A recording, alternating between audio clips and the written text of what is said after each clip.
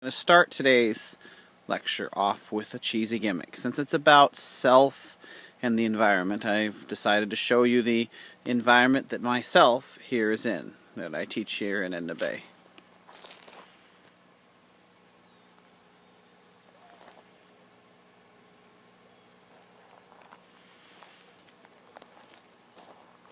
Looking out into the Pacific Ocean, standing here on our beach.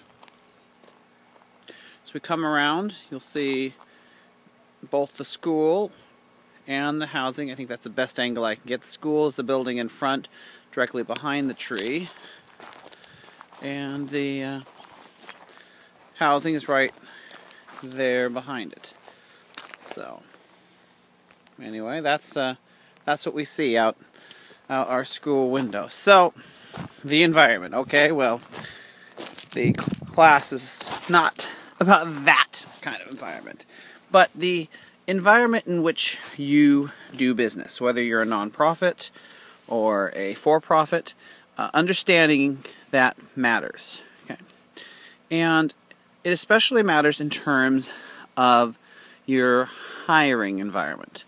Okay, I grew up just north of and went to school in what flips between San Francisco and, well, I grew up in Seattle, and it flips between San Francisco and being the area with the most college degrees per capita of anywhere in the United States.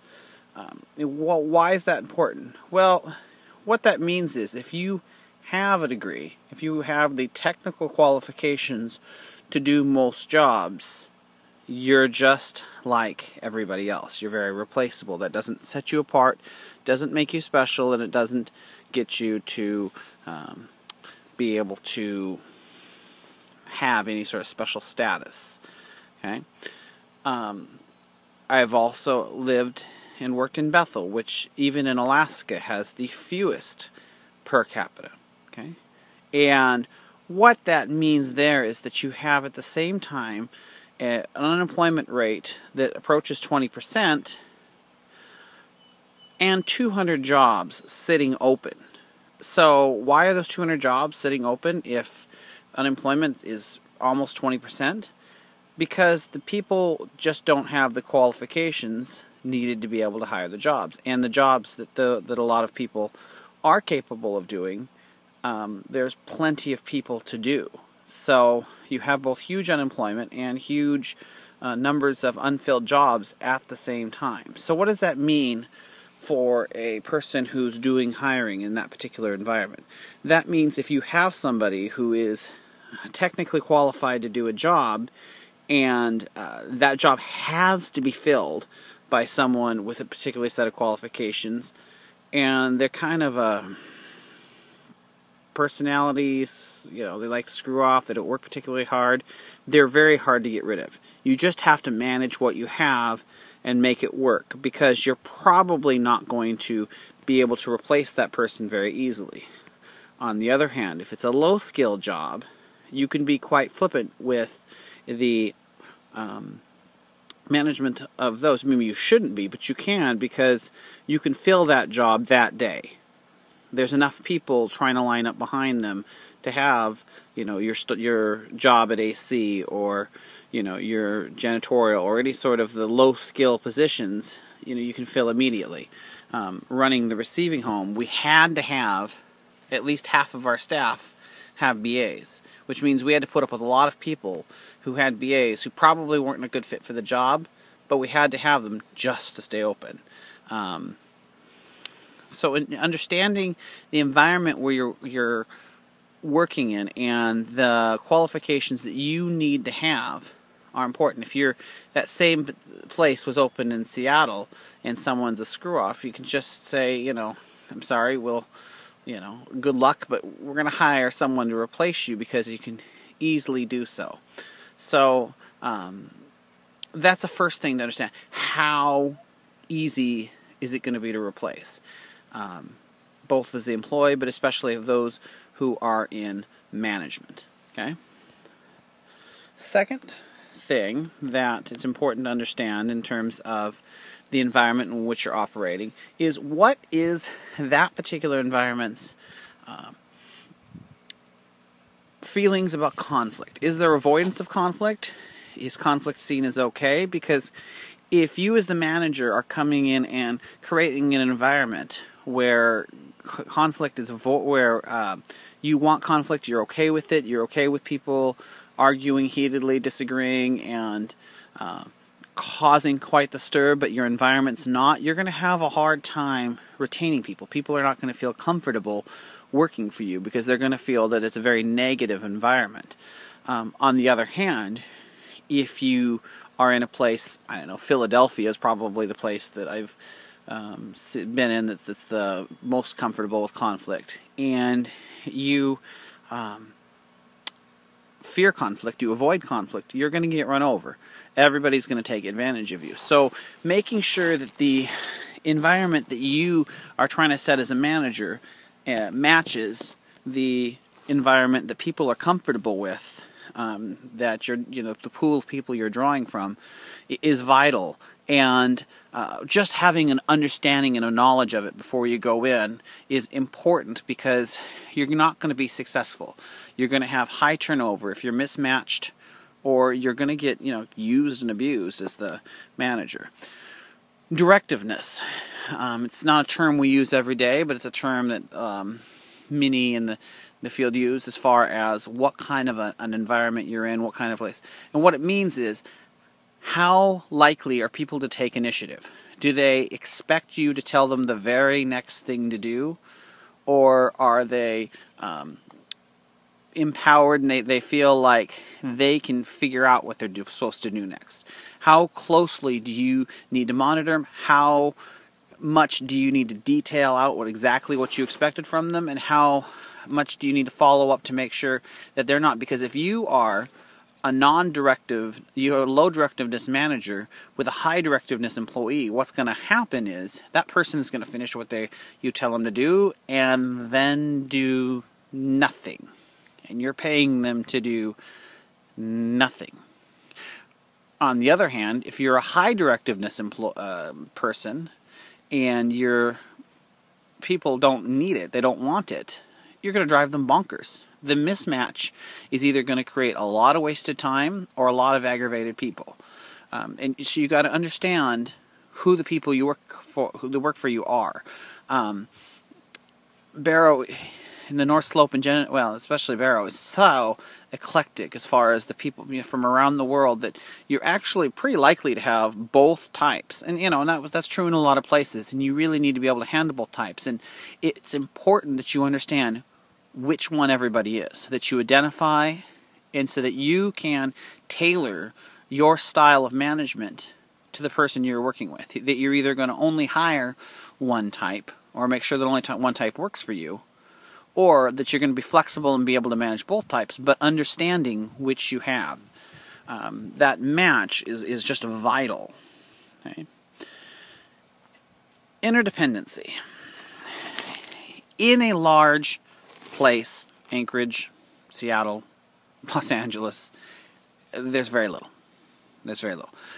One of my favorite things that helped me understand that Alaska is different is I was working again in Bethel with the Office of Children's Services, and I heard that the ladies who ran the OCS in Bethel's boss was named Gladys Langdon. And I said, oh, that's interesting. I know Trajan Langdon's from Alaska, and that's the same last name. Okay, in Seattle, in Philadelphia, in many other large places, that would be a really interesting coincidence. Only in Alaska is that his mother. It's not just, an interesting coincidence they have the same last name. Gladys Langdon is Trajan Langdon, the basketball player's mother. And I didn't understand how small Alaska was until that point. Population was obviously not geographically, and how dependent and how much your reputation gets around, how much people know about you before you ever even say anything, because there's just not a chance to get lost in the shuffle. Okay, so if you're managing in a large environment, you're not too worried about interdependence. But if you're managing a small, you are. Okay, that person that you're working with, say if you're in, Wainwright or Akasuk or in Point Hope or any of the villages, and even in Barrow, likely is either related to you, related to someone else you work with, or is in some other way vital to your success in the community, that you can't just let someone go in a rather or manage them aggressively, or mistreat them at work, or refuse to hire them on grounds that are not great, and get away with it. It is totally going to affect your place in the community and your ability to function therein. If you're sitting with that person, at the dinner table, or that they're living 3 houses down, or they're your grandmother's cousin, it's just different. It's just different. So understanding that there is a level of interdependence where it exists is vital. It's you have to be able to function. You have to understand, if I mismanage so and so, or if I'm too aggressive with so and so, that the way it's going to impact me beyond that, I don't feel like I'm articulating it very well, but it's just, it's particular to small places, but it couldn't be more important. And a related topic on it is something called tribalism that you need to be aware of. And when they say tribalism, it's not talking about tribes in any sort of native capacity. It's coincidental as far as the word. What it means is that it's more talking about families, that in certain communities, in certain places, families feel like the way they take care of each other is through employment, and that a certain family will run a certain place, or that they will definitely band together. And so if you go against Fred, Joe might be pissed off at you. If you need to let go Sally, Mary might either refuse to work for you too, might refuse to do business with you, that they try to make it very what's called expensive, and they don't necessarily mean monetarily, although sometimes, but at least emotionally expensive, so that it requires a lot of doing to get rid of anyone, to assign tasks to anyone who doesn't want them to have it. That you're not just having to deal with me, but you're going to have to deal with my whole family if I don't like the way that you manage me, or I don't like that you don't hire me, or I don't like that you let me go. And understanding that you can't do anything about it. It either exists or it doesn't. And it's up to you as the manager to understand the implications, that if I pull this string, what are going to be the effects of it. To have analyzed the environment you're in, and to be fully aware of what is going to come from your actions. Okay. The most important point, though, about an environment, in the end, is, for the most part, you, as the management, set what the expectations are. Okay. You may have to function within the environment, but to a degree, you decide what that environment is. You decide what is okay, what's not okay, what gets rewarded, what gets disciplined. Who are we going to hire? What kind of people? What kind of hours are we going to keep? What is going to be okay? Okay. You come in and you try to change it too quick, or you try to, set people. Sure, that can sometimes have a negative effect and bite you back. But over the long term, you as the manager of the company, you as the manager of your division or whatever, decide what is going to be acceptable. Okay?